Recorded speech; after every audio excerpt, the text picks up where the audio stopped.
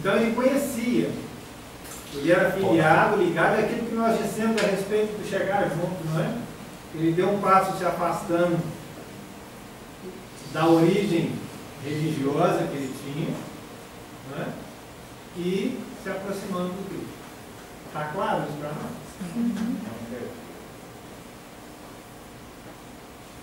Demonstra a evolução espiritual, compreendendo que o espírito está acima das divisões das religiões humanas. Pensa comigo, ele tinha um servo em casa, não é? A rogativa dele não é, não chegou no servo, não. Né? Mas o que ele vai? Ele vai pedir, não é? A alguém que ele reconhece a autoridade por um outro alguém que ele quer bem. E pelo contexto, é uma pessoa que é um servo, ou seja, o servo, ele pode ser um homem livre ou não. Né? Estava debaixo da sua autoridade e ele poderia rogar por ele ou não. Não é? Não era assim? Então, o que ele chamou dessa evolução espiritual? Ele entender esse contexto, saber da sua posição diante da posição de Jesus. Concorda comigo? Ou não procuro para a cabeça? Mais do que o normal. Mais do que o normal, Mariana. Está claro?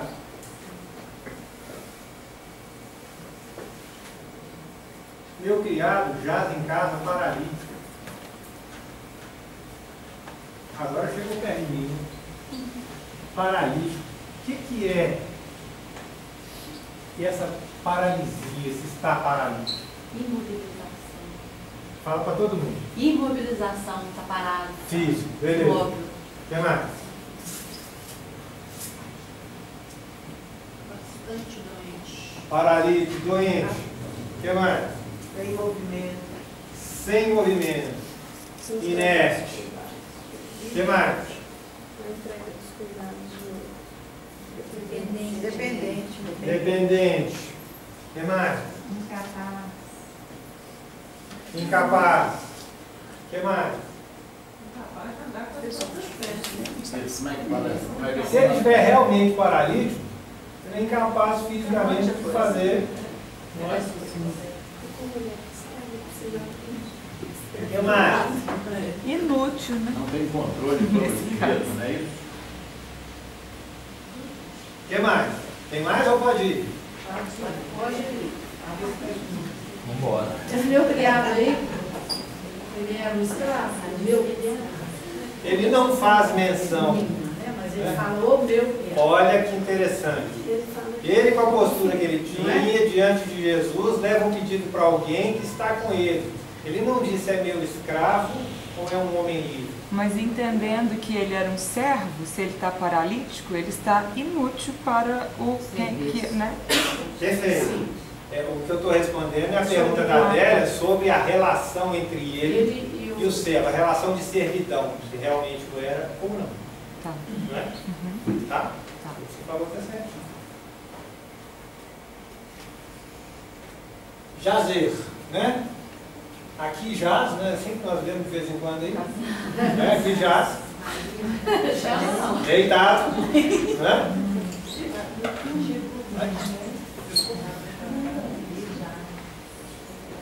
Estar deitado, estendido no chão ou numa cama. Essa palavra, pela minha cultura, pela nossa cultura, ela já é densa. Né? Né? Porque eu tenho o jazer, o jaz, o jazido. A beira da morte. Pois é. É forte, né? É forte. Então a própria palavra já força a situação de paralisia dele. É assim? Mas ele pôs nesse contexto propositalmente. Depois ele continua falando que a beira da morte, né? Ele continua falando. No filme, não, no texto não, no filme. Para ficar mais empático no sentido. Não, tá certo. Ainda bem que vocês lembraram do filme, porque eu já não estava lembrando nada. Então, ó, estar deitado no chão, estendido. Não é? Entregue. Né? No nosso português, então, entregue às moscas. Né? Não é? Paralítico, perder a função motora, falta de ação, entorpecimento e mais todos os outros sinônimos que vocês trouxeram para nós. Né? Então, se eu juntar os dois, né? Jaz paralítico. É uma situação profundamente intensa, né? Deplorável. Aí a pergunta que não quer calar, né? A paralisia é física ou espiritual? Espiritual. Eu acho que é espiritual é você. Isso, vamos falar para todo mundo, física, né? porque todo mundo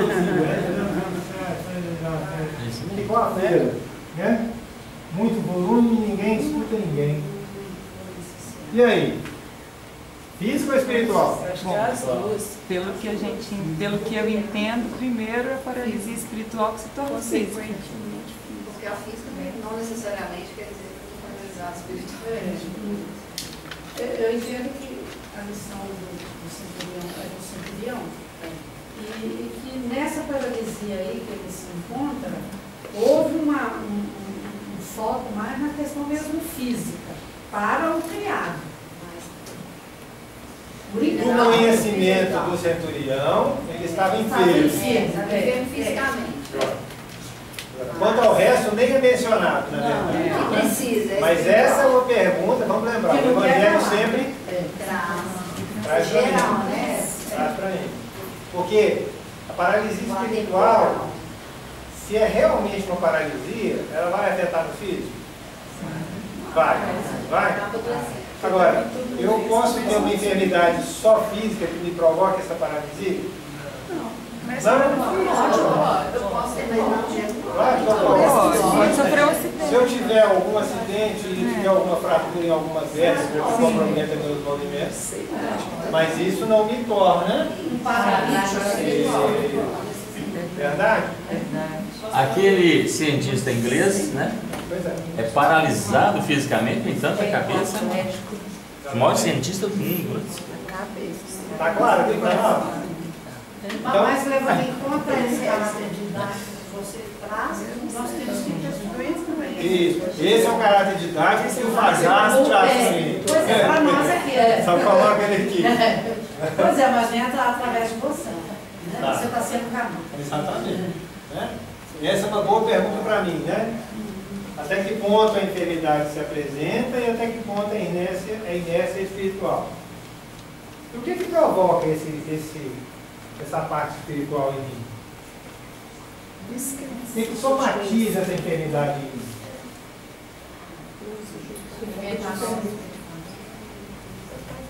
Não digam para mim, digam para todos. Alimentar maus pensamentos, vibrações, né, negativas, baixas, falta de confiança, de fé. Falta de confiança, de fé, o que mais? Mas uma coisa que é interessante também, porque o sentimento primário aí, a base de tudo, é o medo, não o medo que paralisa. O medo, paralisia, o que mais? Não é só o medo, não. Acomodação, né? Acredito. Ó, tem uma coisa que eu acho que é muito importante. Como é que é, Eliane? Quando eu quero mesmo que é para já. e se eu não conseguir? Eu acho que essa talvez seja mais presente entre nós, sem querer julgar ninguém, né? Porque a hora que eu embirrar e que eu emburrar, eu brigo com todo mundo. Quem que é o primeiro que eu brigo com ele?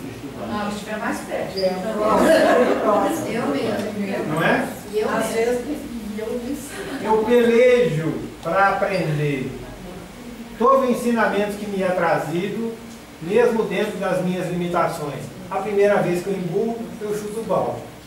É assim?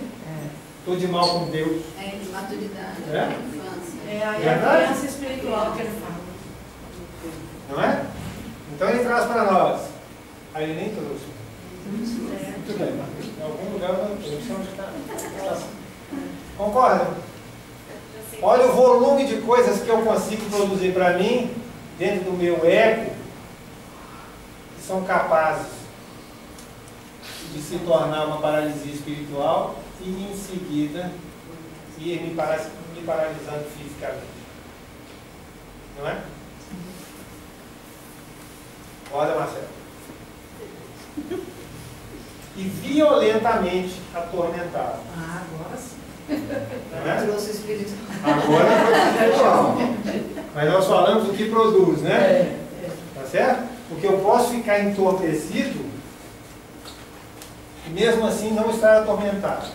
Não é? Incomodado, né? Mas e o tormento? O que me atormenta?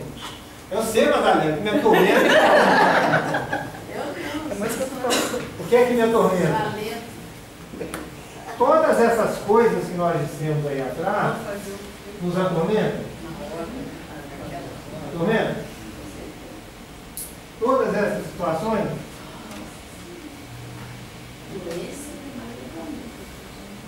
Ó, tormento, aflição, angústia, revolta, inconformação, processo obsessivo.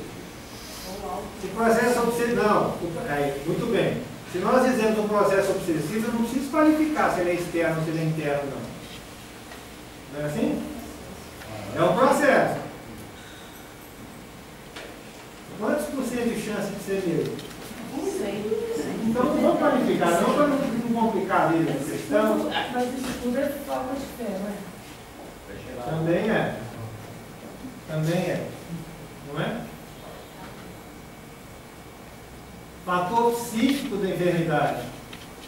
Porque esse movimento começa a somatizar e vai parar onde? Vai parar no meu físico. Não é assim? Podemos sofrer a contrapartida dessa, é isso aqui, ó. Podemos sofrer qualquer mal sem, no entanto, ficarmos atormentados. Através da confiança, que alguém disse aí, falta de confiança nos desígnios divinos. O que é confiança nos desígnios divinos? Entrega. Não é? É caminhar no escuro sem temer. É isso? Tem a fiança, né? Confiança. É assim? Vocês já experimentaram andar no escuro de olhos fechados? Desde que não seja em túnel apertado. Sem. Desde que não seja claustrofóbico, né? Em fendas apertadas. Não é assim? Esse é um ensinamento cristão, não é? Confiança. Se eu tenho confiança integral, eu vou me preocupar, eu vou cuidar de mim. Vou me ocupar das coisas verdadeiras para mim. Não é? Certinho aqui? Podemos? E Jesus lhe diz: eu irei e lhe darei a saúde. Né? Jesus se dispôs, lembra que no filme ele falou assim: você quer que eu vá lá? Levantou prontamente e se ofereceu para ir à casa dele, não é? E também demonstra para nós, apesar da simbologia do filme, o que? A prontidão. Não é? Ação, né, Jesus? A ação, a prontidão, a igualdade, a entrega, né? A entrega, o trabalho, a disposição. E quem achou ruim foram só os fariseus que estavam lá no canto. Filmando, né? Para variar. Tá certo? Saúde. O que é saúde? Vamos ver. O que é saúde? Bem-estar. Deixa eu tentar repetir. Bem-estar. Tem mais? Contradições. Vida, darei vida. Vida. O que mais? Equilíbrio. O que mais? Ele traz uma citação para nós, do início do próprio livro, que diz assim, ó: saúde é a realização real da conexão criatura-criador. Se eu estiver 100% ligado ao Pai, eu estou na lei. Se eu estiver 100% na lei, não é? É assim? Não é legal isso aí? Eu achei bem legal. Sintetiza assim o objetivo, grande objetivo. E é através de Jesus que é o maior instrumento capaz de nos levar a essa conexão, não é? Nós conhecemos várias figuras que passaram pela humanidade, que nos ensinaram de uma certa forma vários caminhos para o mesmo lugar, não é?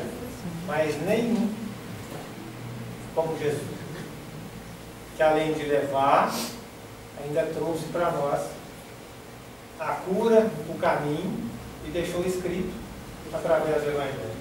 Aliás, deixou exemplificado aonde os discípulos escreveram. É que ele mesmo não escreveu.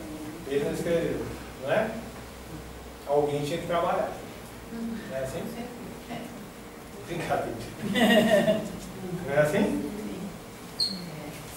Indica como é que ele ajuda, né? Ele indica um medicamento seguro, capaz de debelar a moléstia. Porque o médico, ele não te cura. Não é assim? Eu estou enfermo, eu vou ao médico. O que ele vai fazer? Ele vai me medicar, ele vai me orientar. Ele vai me orientar, não é? Vai me medicar para que a moléstia seja debelada. É assim?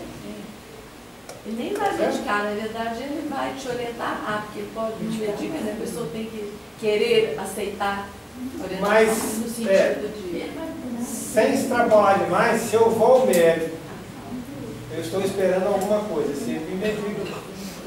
Não é? Pois é, aí você está trazendo para o humano. Não, estou continuando. Quer dizer assim, não adianta você querer, você tem que fazer, tem que agir. Você vai empenhar a Sim. ação. Mas aí vamos com calma. O medicamento não necessariamente não é necessariamente um tipo de remédio material. É isso? Não é? E qual que é? Se ele indica um medicamento seguro, qual que é essa indicação? Qual que é o receituário? Ele disse, né? Amar a Deus sobre todas as coisas seria um primeiro mandamento. Sim, mas qual que é o receituário de Jesus para nós até hoje? É o Evangelho. Não é? Aqui, ó. Essa frase aqui, ó, está nesse livro aqui, ó. O Homem Sadio, uma nova visão, do Espírito Jovem. Anderson. Eu achei muito interessante a você dizer que ele indica o medicamento. Ele indica, né? Ele fala, olha, esse é o medicamento, né? Você segue. Não é assim? Legal. Ele te dá o livre-arbítrio, né? Ele indica. Ele não é obrigado. Ele não impõe. Ele não impõe. Muito legal. Indica o medicamento. E como é que ele indica para nós? Através de quê?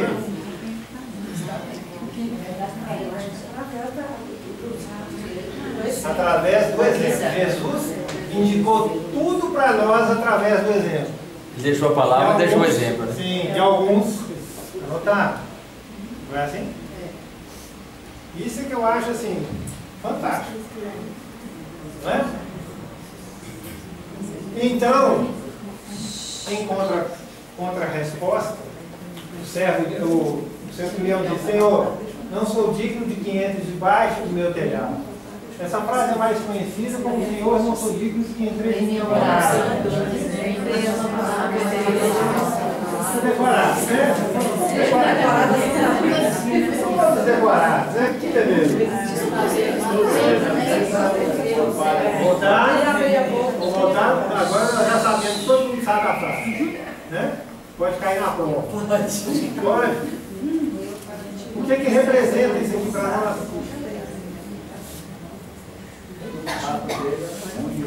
Que ele da salvação, Jesus te oferecendo, porque ele reconhecia os pecados dele. ouvindo a palavra de Jesus, como você falou, que já reconhecia e sabia quem era, que ele bem perguntava. Jóia, então deixa eu devolver a pergunta. Se fosse eu e eu dissesse a Jesus: Senhor, não sou digno de que entre em minha morada debaixo do meu telhado, o que significaria? Se fosse você quem dissesse isso. Estou reconhecendo meus erros. Acho que é um ato de humildade, né? O ato de humildade está claro para nós. Perfeito. Né? Se fosse você que encontrasse Jesus e Jesus dissesse: você quer que eu vá à sua casa? Eu vou falar o que é.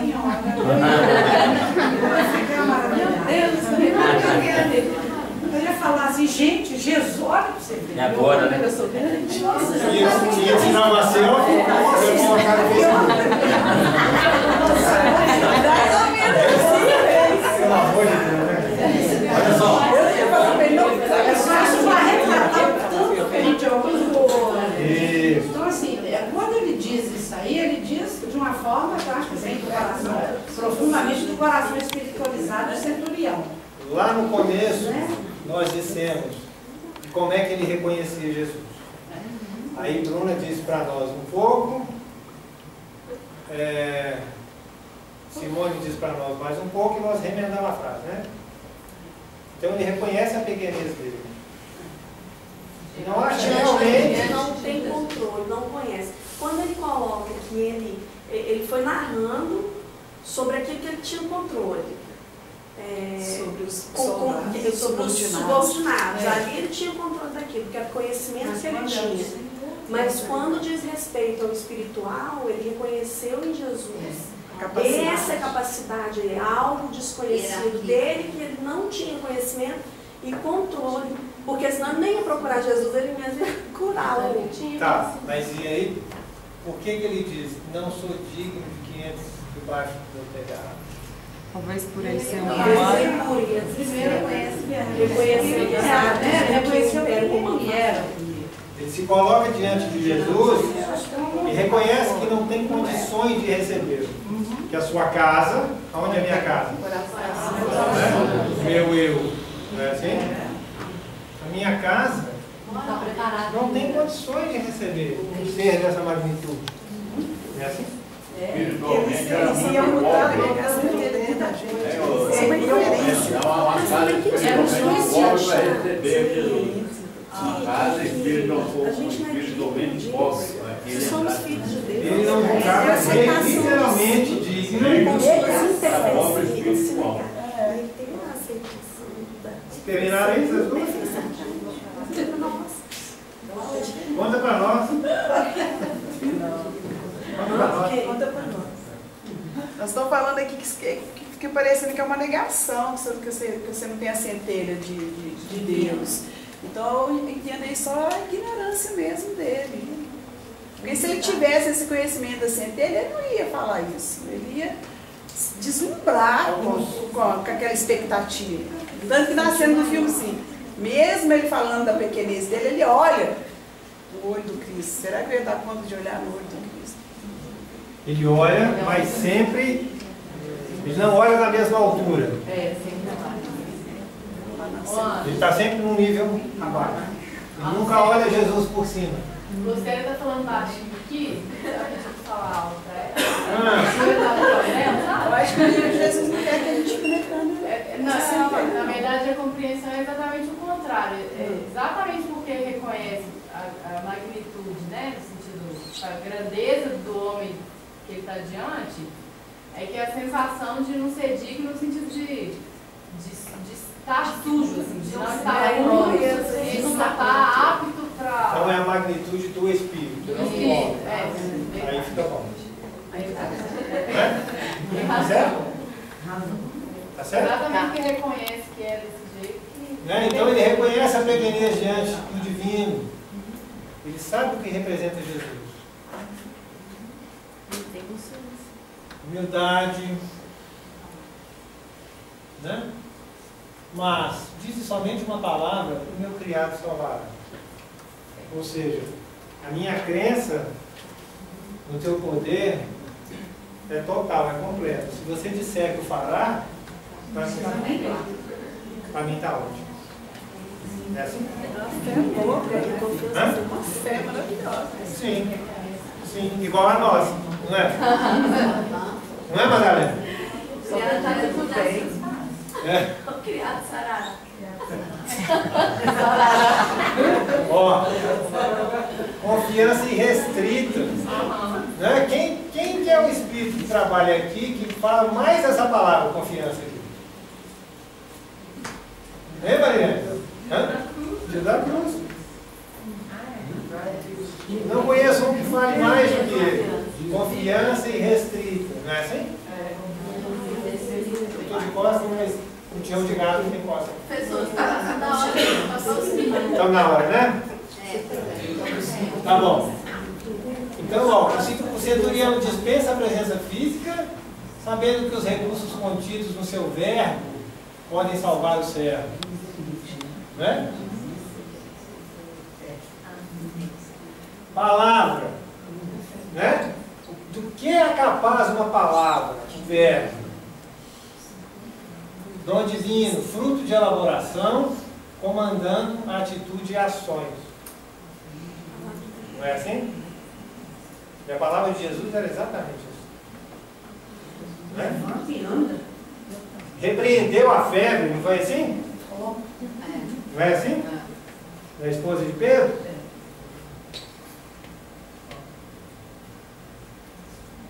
E aí ele traz para nós: pois também sou homem sob autoridade e tenho soldados às minhas ordens.